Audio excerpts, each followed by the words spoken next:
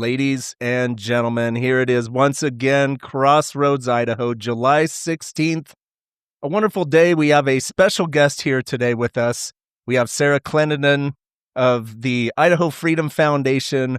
We're going to be talking about some liberty issues. That's what Crossroads does. Of course, we have our wonderful co-host, Tom Munds, and myself, Dylan Stocker. Before we get there, do not forget Old Arms of Idaho. They are your ambassadors to America's heritage, the collectible firearms, Western and military, oldarmsofidaho.com. Tom, welcome. Sarah, welcome. Tom, where do we go from here, my friend? Man, it's usually just you and I. And today we're blessed with Sarah, a longtime, I think, friend of mine, I guess I could say, right, Sarah? Yeah. And I'm excited to be able to have her on as our first interview because of the work that she's done. And I've been really thankful. I want more people to know about her. I want more people to know what makes her tick. Some people have these preconceived notions about, this organization and that organization, or this person and that person. And they really never even get to know the truth about the organization or the person. And I think part of what makes me tick is trying to make other people tick. And that is by spreading the truth.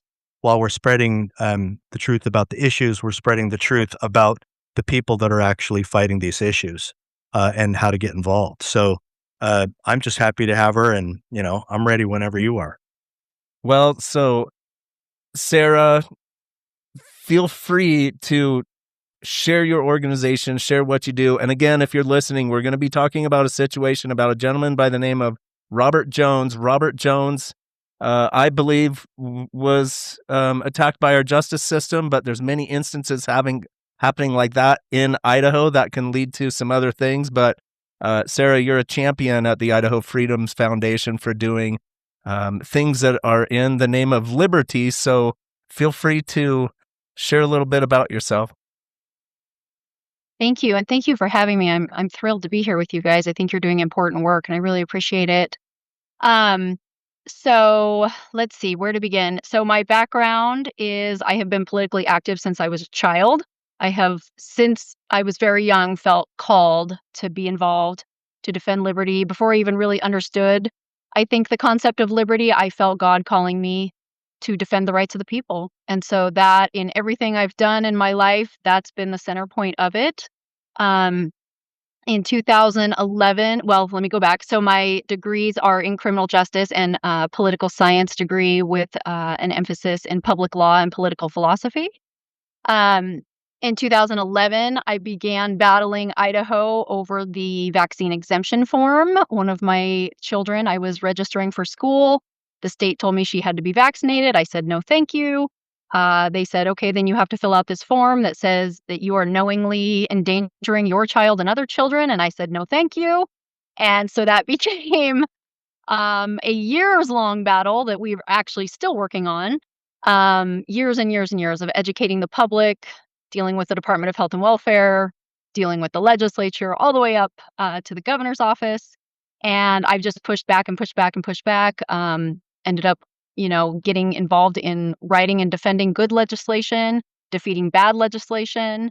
That was around the same time that I became involved in Health Freedom Idaho. A friend of mine and I started that and joined forces to push back on health and medical freedom issues.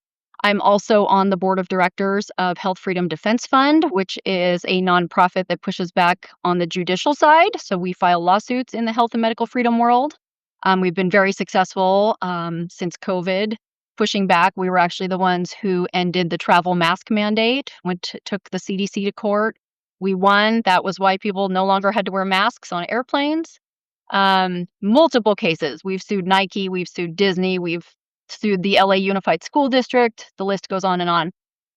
Currently, my role is the Director of Operations for the Idaho Freedom Foundation.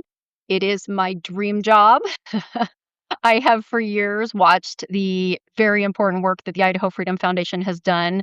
This is truly the only organization in Idaho that is for the people, legitimately at the Capitol, watching and holding legislators accountable.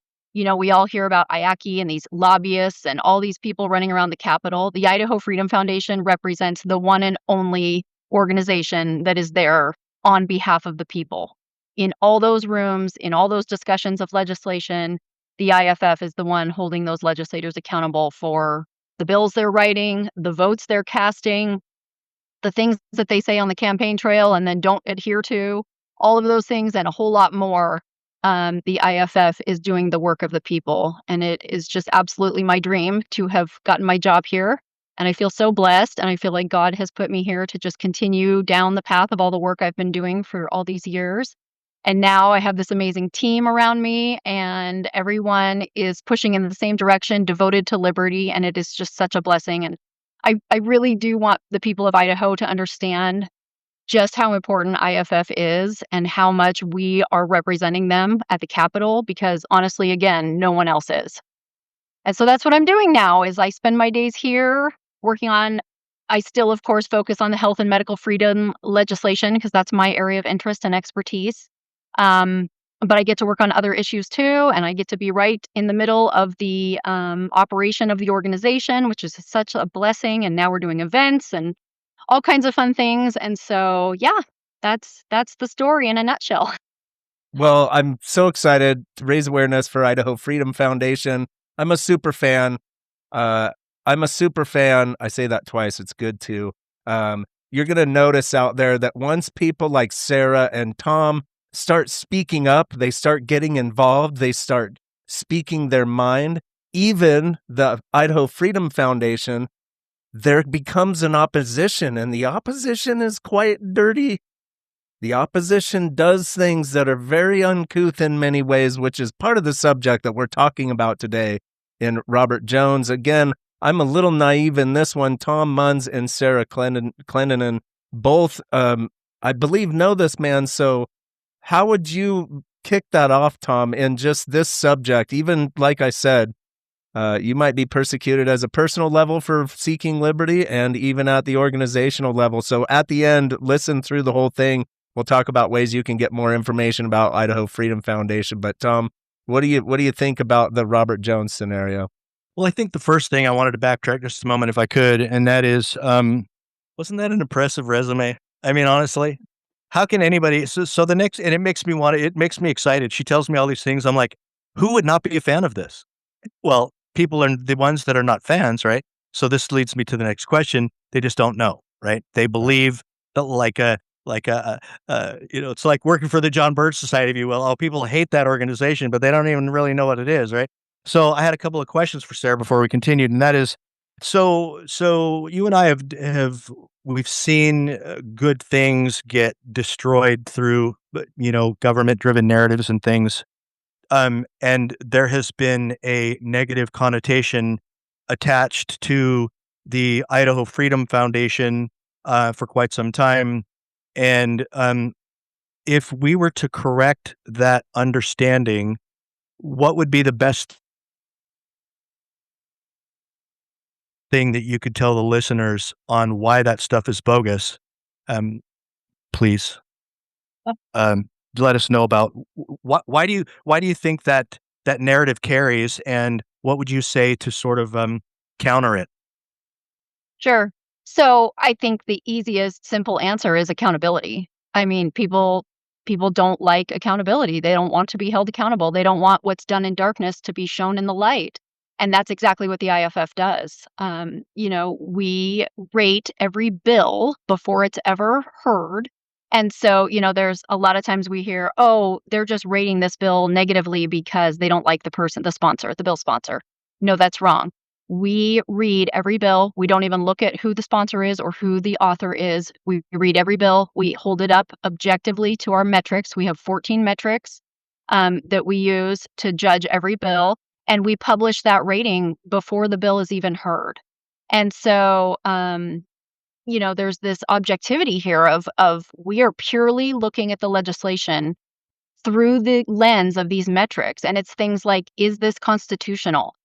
Does this raise or lower the taxes for the people? Does this increase government influence and interference in our lives? I mean, you can look at our metrics. We publish them on our website. We publish our index after every session. We have thousands of copies here for people to come get. We mail them out. And so, we're rating bills. We're not rating legislators. The legislators, when they begin their voting on these pieces of legislation, they earn their own score based on their votes on the bills that we rated. And so they've now, earned a grade, just like you do when you go to school. Some of them are A's, a lot of them are F's, a lot. And they earned that themselves, and they have an opportunity to read every rating before they ever cast a vote. And they can agree with our assessment. They can disagree with our assessment. That's fine. But according to our metrics, these are our assessments. And then, like I said, they earn their grade based on how they vote on those bills. And so, and then of course, that index gets published nearly immediately after session, usually within about a week or two. And it's funny because even the legislators who, pretend they don't care, pretend that we're bogus, pretend that they don't like us, whatever they're saying out there, they rush to read it and look and see what their score was and how they stacked up against everyone else. And but the overarching theme here is just they're being held accountable. And there's other groups, national groups, and whatnot that do other types of ratings. I know a lot of them now are using AI, which I'm not a fan of. For our ratings, we've had the same metrics for years and years. We have at least 4 sets of IFF eyes on every single rating before it's ever published. It's a human system, and it is a beautiful system that has been proven to work, and it's local. It's those of us here, in Boise. I'm 1 block from the Capitol right now in my office, and it's Ron Nate, and it's Rachel Hazlib, and it's me, and it's Parrish Miller. And I mean, it is a team of people who know Idaho politics, understand the fundamental principles of liberty. And we are very strict with ourselves. Like, we are very strict with these ratings on these pieces of legislation. We understand that the future of Idaho is on our shoulders, and we take it very seriously. We feel a very serious responsibility that the people of Idaho are being educated on what is happening at the Capitol and what their legislators are doing. And so I think the criticism typically is just, oh, they don't like me. IFF doesn't like me, or they're extremists, or they're too libertarian. Everybody's got a label for everything. But, I would love for some of these people that have these criticisms to actually argue with us the contents of our metrics. If you don't agree with the way we rate bills, I would love to hear how you think we should do it better, because it's working quite well. Yeah, not just sabotage or speak negatively about an organization. I mean, I've run into that. I've watched it the last 20 something years. I've just watched people. They don't, people are ignorant. You've got on one hand, you've got the legislators that don't really like what's being said about them. And then you have people. I mean, I would travel the state doing my thing, and I would be talking to people. The number one question I get, Sarah, this is great. And, because I'm part of a completely different organization, right? The number one question I get is, so Tom, what do you think about the IFF? And it gives me an opportunity to communicate about my friends, about the people that I've been in the trenches with for years. And, I have to tell the truth. We have to tell the truth. As far as being hard on legislators, let me just point out the fact on my soapbox that we're hard on each other. I mean, I remember there's been times where we have disagreed, where fellow patriots have disagreed on an issue, and it's respectful. It can be a little strong, but the point is we're both working in the same direction. I'm not going, oh, she disagrees with me, she's an extremist. I have to go back and I have to redigest this thing, and I have to chew on it and go, oh, okay, right? So we're hard on each other in an effort to be able to achieve that goal that we have. So I really appreciate that. Sorry about that deviation there, Dylan. But so relating back to Robert Jones, I had mentioned to you earlier, I wanted to be able to bring it down from a wider scale. But I think what we're looking at, and there are people that I can't even remember. I mean, there was a guy I can't even remember. I remember he had black rimmed glasses. He was busted at the State House for like 12 years ago or 15 years ago for trespassing on public property. And then we go through a list. We have people like Mark Patterson that was in the office. We've got Sarah Brady. She's the park mom. We've got Ammon in Diego. We've got Robert Jones, and I'm sure you could add to that list. Well, I feel like it's way past time for people to continue to condemn people for things that they don't even understand.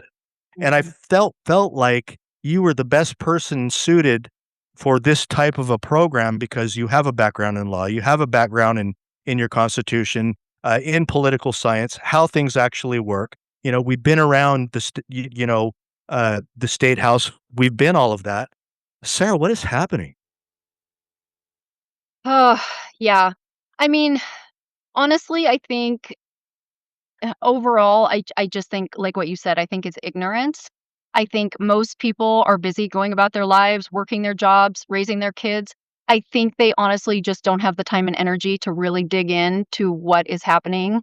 In all of those cases you mentioned, it's people who, we're defending liberty. We are living by the Constitution. We are doing what the founders expected and detailed for us to do. And I think people just over time, and I think I'm frustrated because it feels like there's just been years and years, decades of people just sort of letting everything slide. And I have frustration even with my own, older family members. I'm like, 70s, 80s, like, what were you guys doing? What were you thinking? Like, no one was holding the line.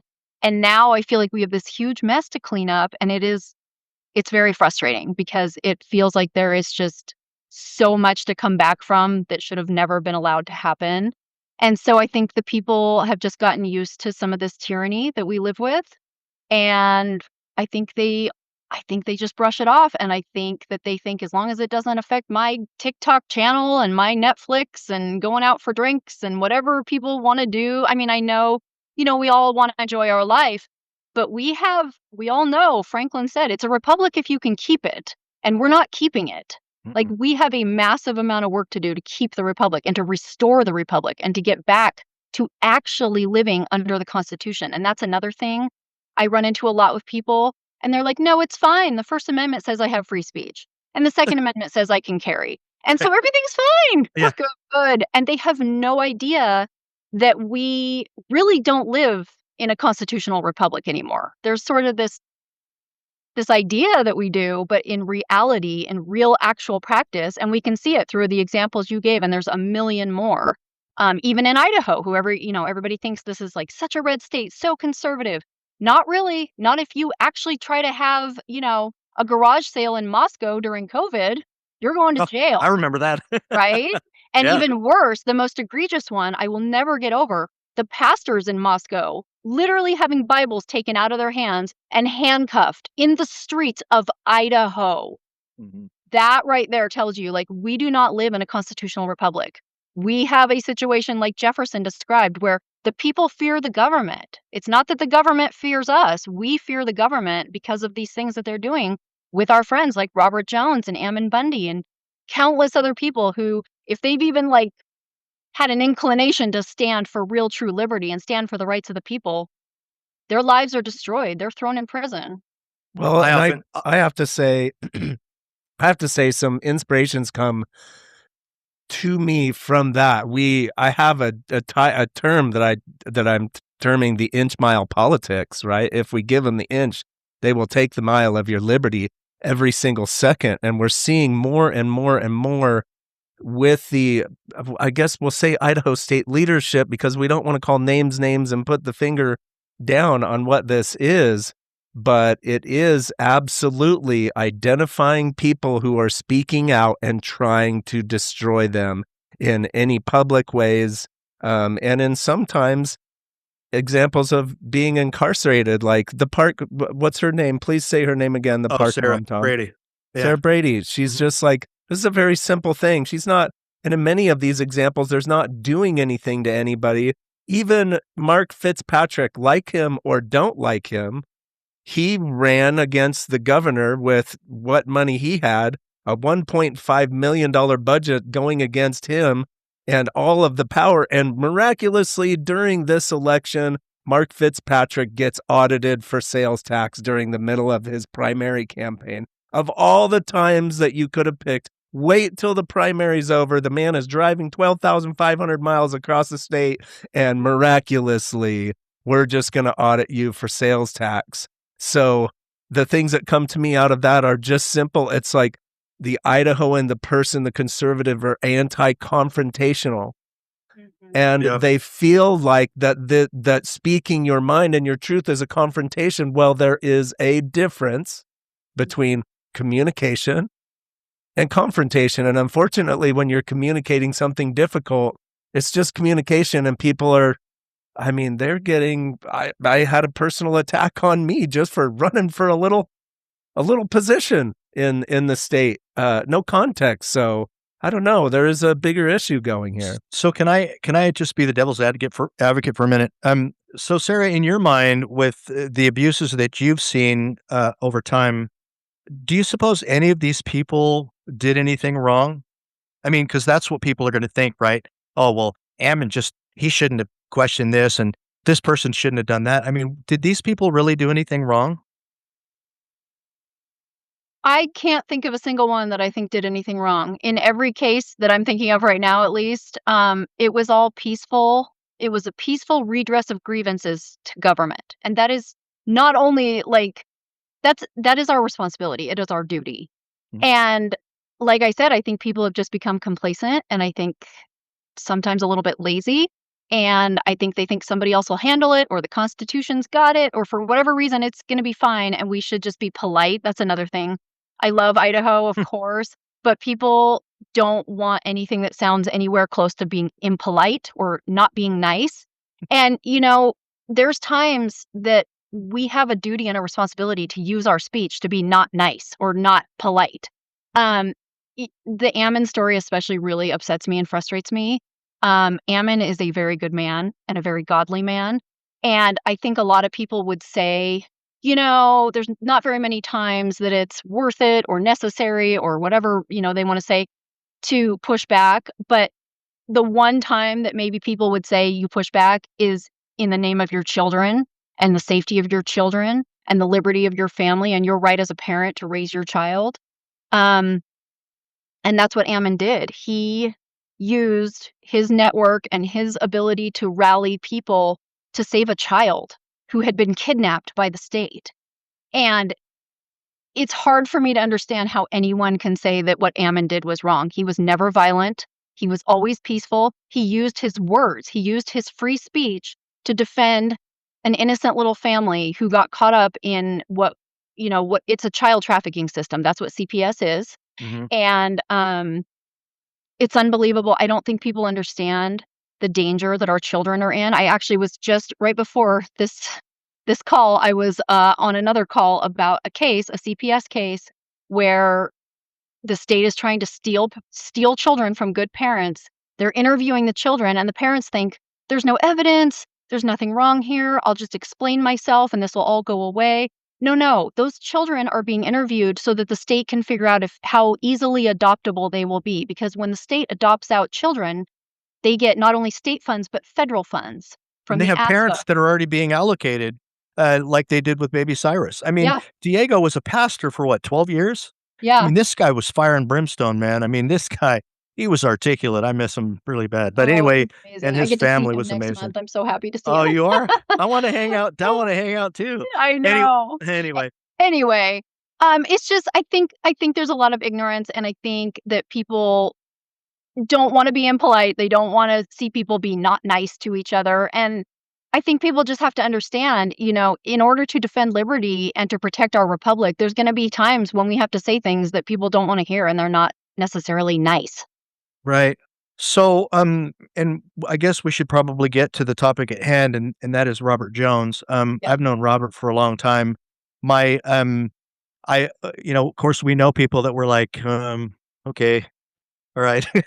And then there's, right. And then there's people that we genuinely are attracted to because of their knowledge, or, because of their plight, or whatever it is. And Robert, I just have to say, from my perspective, knowing Robert Jones has been a tremendous blessing to me. We're not that close anymore. We haven't talked in a while, but I watch him. I watch what's going on in his social media posts, and the people's rights thing that just came out that gave a history of what happened was beautiful. And I wish I could have regurgitated that on my own.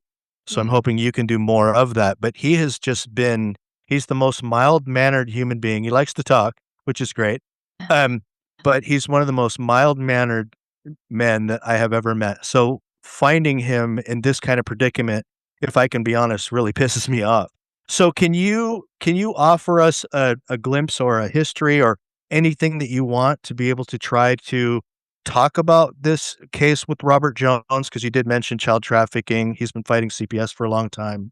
And maybe talk about why our conversation that we're having about him is important to the people of Idaho. Yeah, absolutely.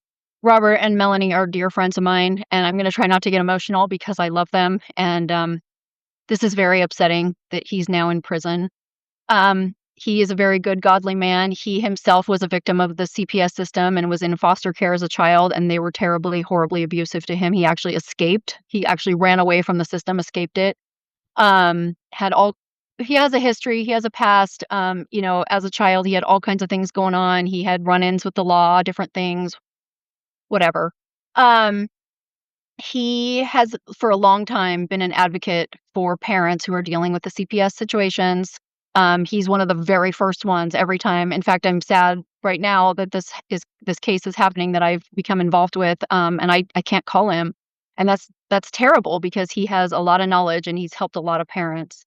So for that reason, I believe he has been, targeted or whatever you want to call it. Like all the police often they know him, they know of him. Although it's interesting because the ones who do know him and have spent time with him and talked to him a lot, like they all say, like, he's a great guy. He's a family guy. Even in court just recently at his hearing, even the judge was like, "You're a great family man. You're a patriot." They have nothing but nice things to say about him, and then they put him in prison. But anyway, so yes, he has long advocated in CPS cases. And then, of course, during COVID, he was super involved. He was at all the protests with us. He was at the Capitol with us during all the special legislative sessions and everything. And everyone knows him. Everybody knows he's a mild-mannered guy that just shows up and does peaceful protesting. And one of his peaceful protests that he has done for years and years is every month on the 19th at 2:00, he's outside of the Department of Health and Welfare office on Fairview chalking the sidewalk. Him and Melanie go out there every month and chalk the sidewalk to bring awareness to the public about what happens with CPS and with the Department of Health and Welfare. And that's been going on for years. And he's had a million conversations with the police, and they all, like, there's an understanding, and they're like, "Hey, Robert, we know you're here to chalk." And that discussion has happened, that is legal and lawful and that he has every right to do it. It is a First Amendment, it's a protected free speech activity, and it's a peaceful protest. And so leading up to where we are now, his daughter was attending college at the College of Idaho, and a friend of hers was raped on campus, and is a horrific situation. And his daughter asked him to get involved and help advocate for this friend, and he did so. And I believe that where we are now is a result of him having gotten involved in that. I hate to say it, but it seems like anyone who stands for what's right and pushes back and shines a light on these things that go on gets punished for it. It's the same situation with Ammon Bundy. If you shine a light on what's really happening behind the scenes that the people don't know about, you'll be silenced. And I think that that's what's happened here with Robert. That's unbelievable. Yeah. So Sarah, in this one's instance, for anybody listening that may not know, this led to another instance with chalk. And I can't even believe that I'm actually saying that Yeah. this is an instance with chalk, like sidewalk chalk of all things. Yeah. So what is the instance and to let the listeners know, we have a man that's been sentenced to a 5-year sentence of prison time with 6 months right off the bat for chalk. Yeah. I'm just, there's some overreach here. Yeah, I agree. So the continuation of that story is after he was advocating for the rape victim, there was a particular police officer in Nampa who pulled over Robert's daughter 8 to 10 times. I don't know the exact number, somewhere 8 to 10 times in a 2-month period, and was just bugging her over and over and excuse me, again. And it was things like, oh, your headlight is too dim. It's not even that it's out, it's just too dim. So I'm going to pull you over for that. And it's just silly things just to harass her, it seems like. Yeah. And he actually did say one time, and it's recorded, you're in this situation because of your dad. We're doing this to you because of who your dad is. So, I mean, they're not even shy about it. They'll just tell her, like, you're being harassed because your dad is Robert Jones. And just so, of course, that's incredibly frustrating as a parent to have your child, being constantly bothered and tormented. And so, this incident is that Robert and Melanie went over to, they weren't even sure it was actually the correct address, but they went over to the home that they believed was the home of that officer who had been pulling over their daughter over and over and over. And they used sidewalk chalk and they wrote on the public sidewalk. They never went on the private property because, as I said, Robert has been doing chalking as a peaceful protest for years and years and years. He knows exactly, what the rules are, what's legal, what's not. On the public sidewalk in front of the officer's home, he wrote hello, and he added an extra O and made the O's look like eyes. And that was his crime. That was all he wrote in sidewalk Wow. chalk was the word hello. It's my understanding the officer's wife either came out of the house or came home while they were writing hello. And they did have a conversation, Robert, Melanie, and the officer's wife.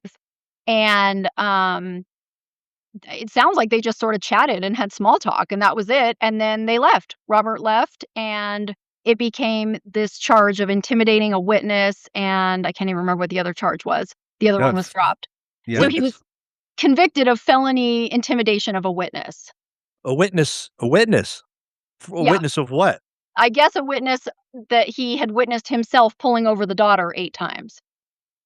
Oh. So the question for me that comes to my mind is, when you don't have an educated electorate and we have a government, the government tends to grow and become more corrupt.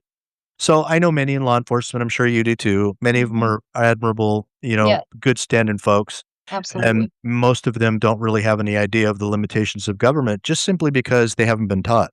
Right. Many of them are recognizing that something's wrong. But I have to ask, do you feel like this is a law enforcement issue? Do you feel like this is a court issue? Do you feel like there's some sort of underground collusion? Somebody's got to be pulling the strings to be able to activate law enforcement to do a thing, right? And then they go to court and they're like, I just imagine something else going on in the background, and not to put a tin hat on, I'm just questioning it, just going, well, who's pulling the strings on what the verdict is going to be on this case? Because I'm pretty sure the verdict has already been, determined before the sentence has been proclaimed. What are your thoughts on that? Yeah, I think that we have a multifaceted situation going on at all levels. I think it begins with the fact that we've really, for the most part, gotten away from constitutional law enforcement, which is an elected sheriff who is accountable to the people. Instead of having a strong sheriff now and sheriff's office with people who are deputized by the sheriff who's accountable to the people, we now have these city employees, which are city police. We have state employees, state police. And these are, just people that are hired. They're not elected. They're hired. And it's really no different than any other department of the state. They're just a state employee. And so, there's zero accountability. So there's a lot of good ones, at the city level, county level, state level. There's a lot of good ones. There are some that I think overstep, and I think that they really either don't understand or don't respect their oath that they took at the beginning of their career. That is, besides your obedience to God, your obedience to the Constitution is of utmost importance. And I think that maybe few of them understand the actual gravity and weight of that. And so I think that's the first problem. I think the complete lack of accountability when issues do come up. A lot of people will say, especially like in Robert's case, well, why didn't Robert just go file a complaint? Mm. Or, why didn't he go through the proper channels? Mm. Well, we know, Tom, you and I have been through this a million times with a million different agencies and counties and cities and different levels of government. That really amounts to nothing. Like there is no accountability if you go and file a complaint and go through the channels and all these things. really the only thing that has ever affected real change in these situations is the people showing up and saying, we're here to hold you accountable. We will come to your home. We will write on the sidewalk. We will show up at Central District Health. We will mobilize our people and take a strong stand. It's going to be peaceful, but we're not going away until you respect our rights. We have a constitution. We'll act lawfully, which is important for most people Yes. to understand. Yes, absolutely. And then beyond that, so we have those problems, and then you get to court, and we have a serious problem with courts in Idaho. There is some serious corruption going on in Idaho courts, and I don't think most people have any idea the level of corruption in the courts.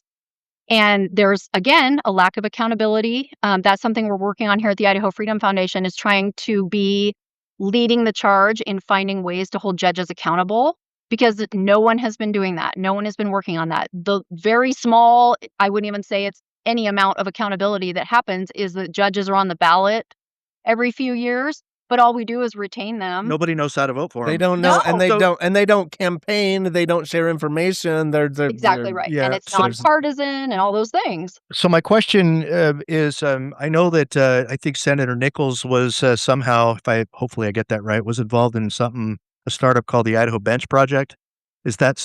Are you aware of that? Oh, I'm not aware of that at all. Well, I don't know if it's still going or whatever. I know that there was an attempt to kick it off in an attempt to do that, because the number 2 question I get, because we always get calls during election season, right?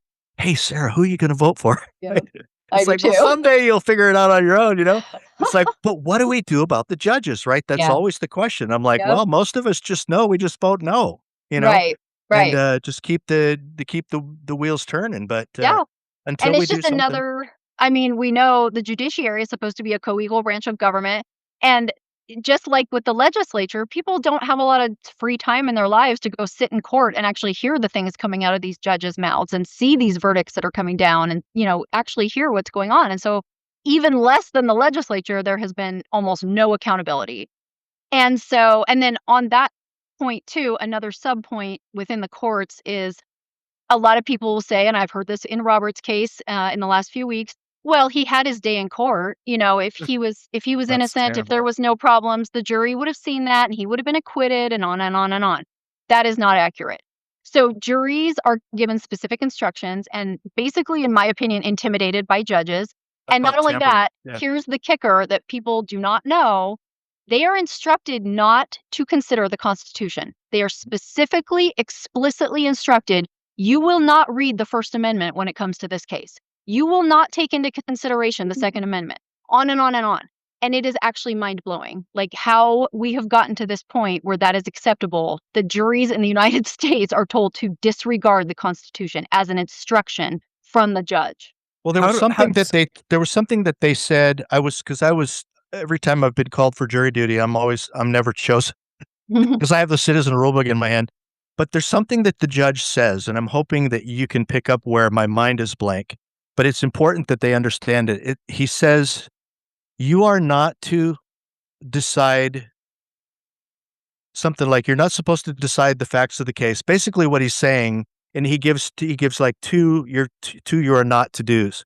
And for me, I'm like, he just completely neutered the jury, and the jury didn't even know it. Well, you're not supposed to be judging the facts. That's my job. And I thought, whoa. Yeah. So, yeah, I mean. And not only that, but the validity of the law, as I'm sure you know, there's the concept of jury nullification that the founders were very keen on, is that the jury can they don't have to only judge the person on trial, but they can judge the law in question. If they think that law is unconstitutional, they can say, we're throwing this out based on the fact that the law that you brought these charges on is not even valid.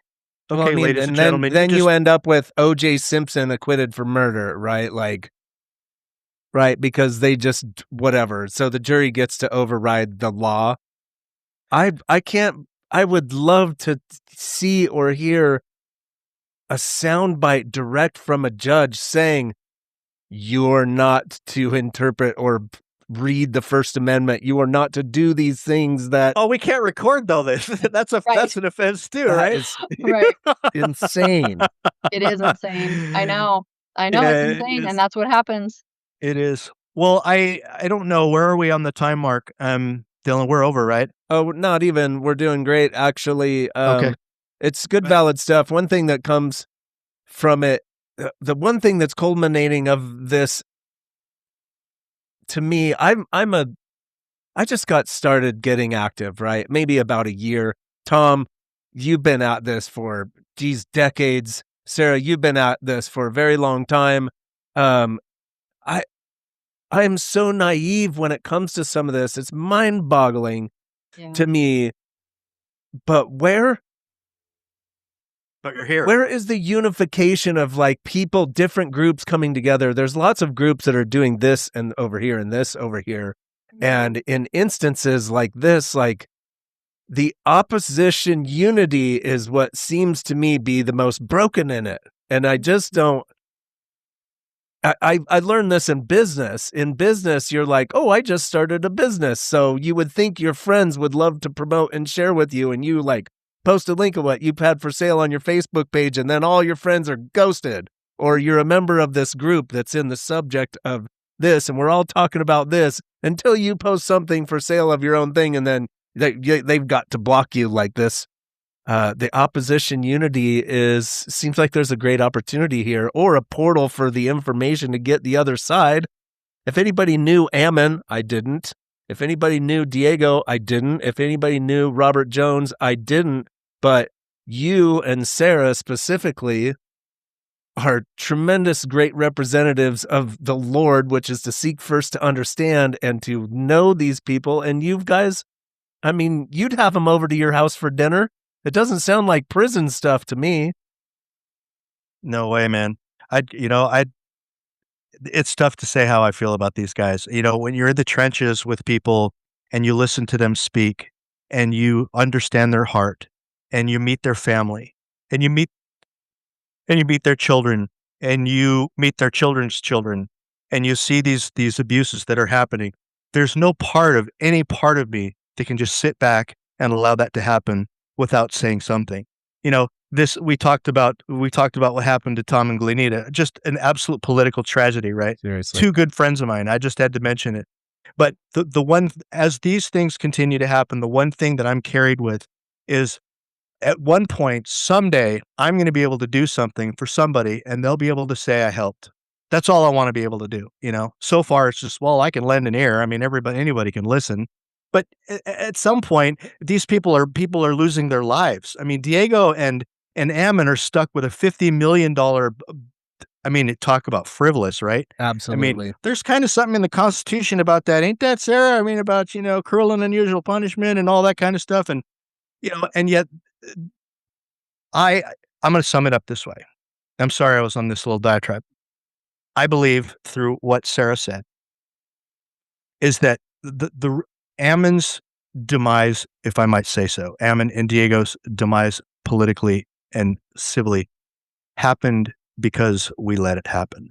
And I don't mean me, and I don't mean Sarah, and I don't mean you, Dylan. What I mean are the people that we have been trying to educate for eons and eons and eons that are still left with, oh, that Tom Munds, he works for this organization, and Sarah works for that organization, and well, I don't really like her hair, and I just don't really like her this or I that, and people are just perpetuating this garbage that you're like, really? I mean, COVID was a slap in the face to all of us, and yet people are still walking around wearing masks. I mean, it just shows you exactly if liberty fails in this state, it's not going to be because of us.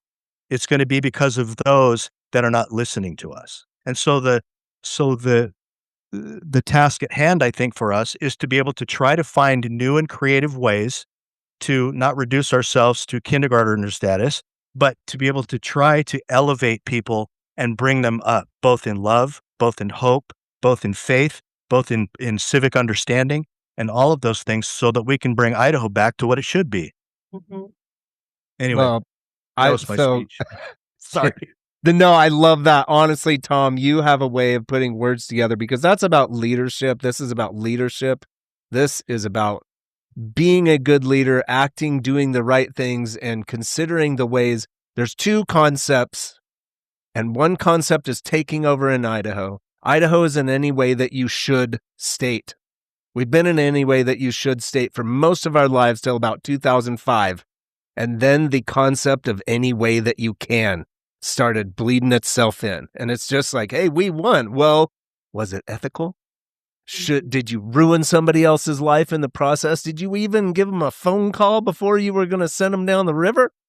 So that being said, coming out of this, Idaho Freedom Foundation, folks, Sarah Clendenon is here with us.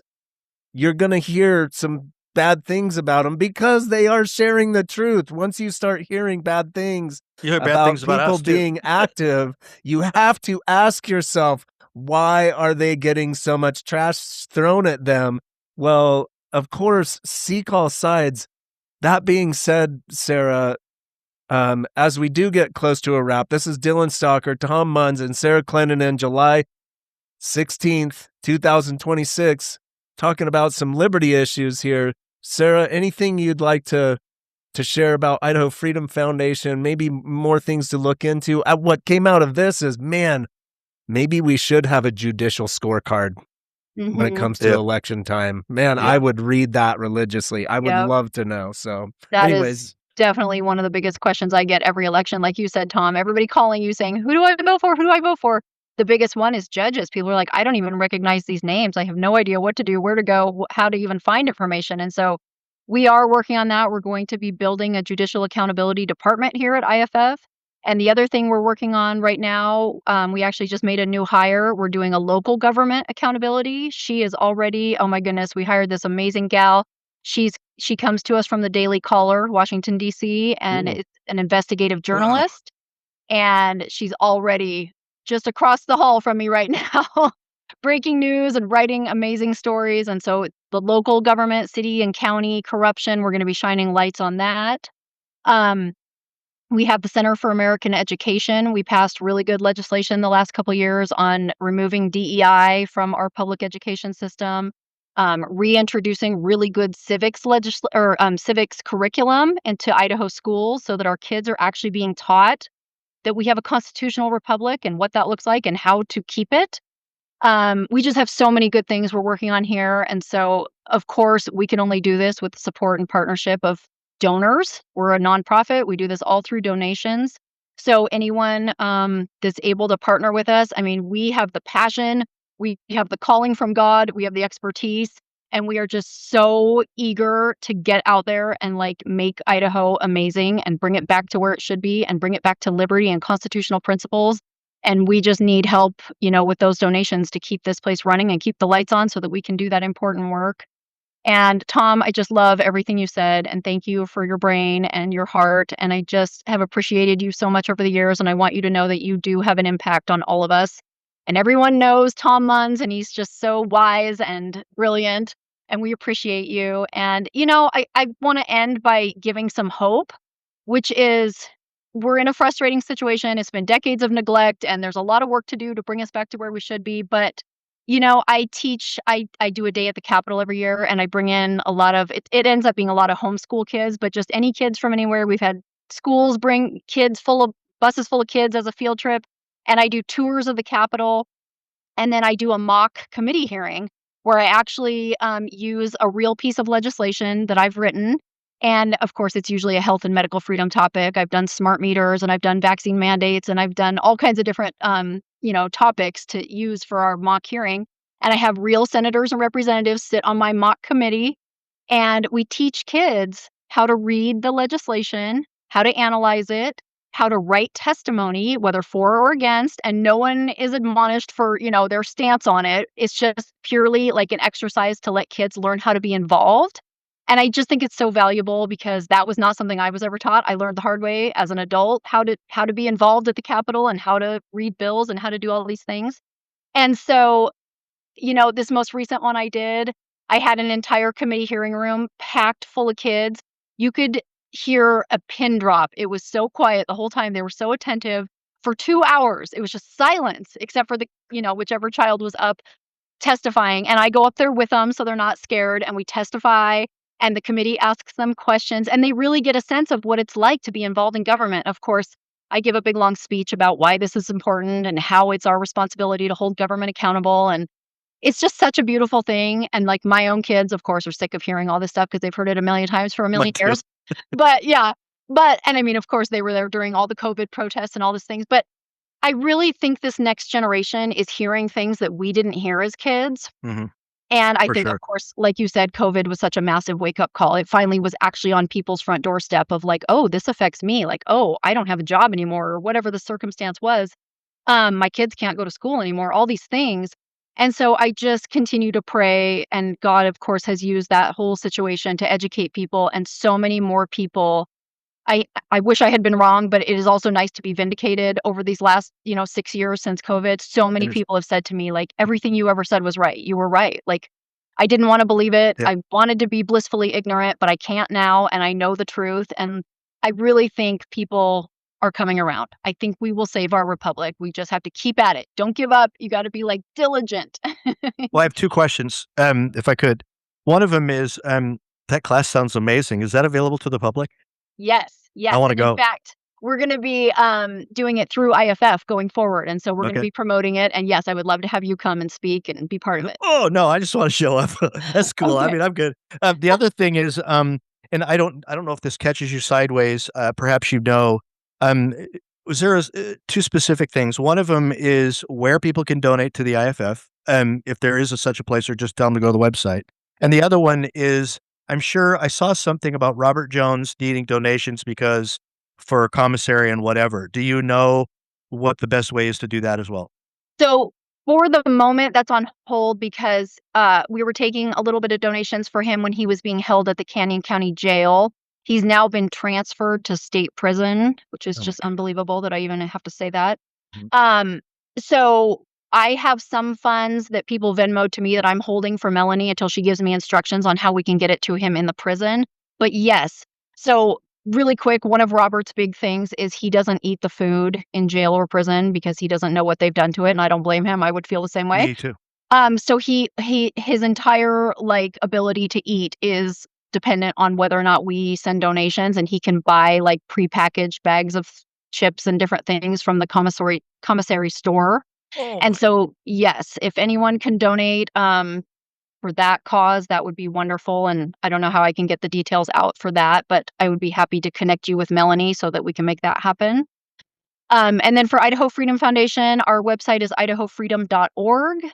And we would love to have you go there and visit our website and get on our email list. We send out emails. We do a lot of articles, a lot of educating. Of course, all of our bill ratings and the index and everything you can find through our emails and information there. So idahofreedom.org. Awesome. I knew there was a couple of other websites, which is why I needed to be specific. IdahoFreedom.net or something like that was one, and maybe that was a while ago. I don't know. I think that But, one redirects. I think they both go to okay, good. idahofreedom.org. Okay. Yeah. All right, cool. I just wanted Yep. to make sure that people didn't have any excuse for not being able to find you. So anyway, And we Sarah, it's been good to see you again. I've been partly retired, so I've been partly vacated, but and then I'm trying to figure out how to get back in the best place for me. So I'm kind of hanging out with this guy right here to see what happens. So I love it. thank you so much. It's so great seeing you. Yeah, you too, my friend. It's Excellent. been very fun to be here. Thank you. Yeah, Sarah, my greatest thanks to you for coming on the show as well. Tom and I are just getting to know each other through this wonderful process. And, if you look at the world through a Lord's lens, you can find your way through and navigate your way through all of it, all the people, all the things that are happening. And I do believe that Tom, yourself, many of the Idaho Freedom Foundation, let's just consider things in the name of the Lord, our man Jesus Christ, and we will find a way. This is Crossroads, Idaho, July 16th, 2026. Sarah Clendenon of the Idaho Freedom Foundation, thank you for coming on. We'll give it a wrap and hope to hear again from you soon. Thank you very much for listening, ladies and gentlemen.